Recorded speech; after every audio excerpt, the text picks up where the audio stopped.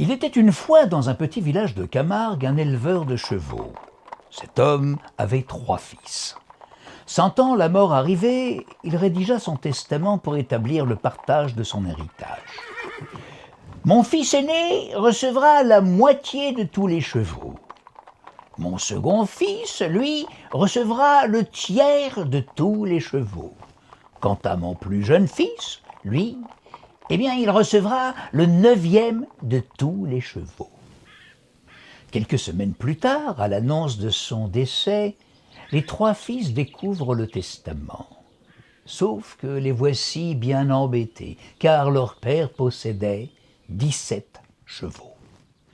Ils se sont ainsi disputés longuement pendant plusieurs jours, sans pouvoir parvenir à un accord qui leur permettrait de faire un partage qui respecterait le testament de leur père. Et oui, ils n'allaient tout de même pas découper les chevaux en morceaux, ni en vendre. Ils décidèrent donc de faire appel aux voisins. Un vieux fermier dont ils appréciaient tout particulièrement l'intelligence et la sagesse. Le vieil homme réfléchit un moment, puis il alla chercher son vieux cheval dans son écurie et le mit avec les 17 autres chevaux.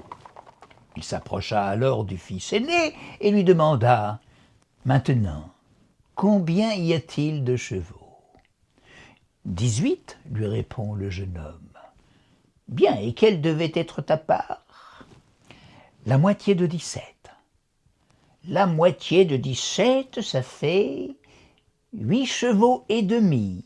Serais-tu content de partir avec 9 chevaux ?»« Oh oui, je serais même plus que content. » L'aîné prit ainsi 9 chevaux. Il en restait donc 8 du troupeau de leur père, ainsi que le vieux cheval du fermier.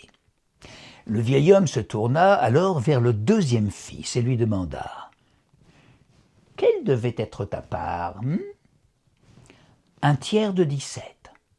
Bien, et un tiers de 17, ça fait un peu plus de 5 chevaux et demi.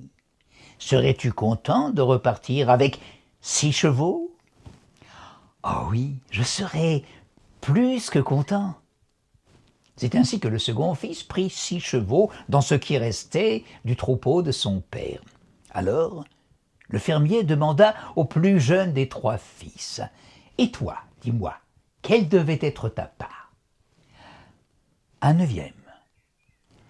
Un 9e de 17, ça fait un peu moins de 2 chevaux. Mais dis-moi, serais-tu content de partir avec 2 chevaux entiers ? Oh oui, ainsi je gagnerais un peu plus que ma part, dit le jeune homme. Je serais donc très très content.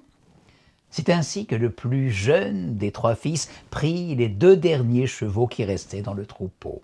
Et que le fermier, lui, il put ramener son vieux cheval à l'écurie. Mathématiquement magique, n'est-ce pas ?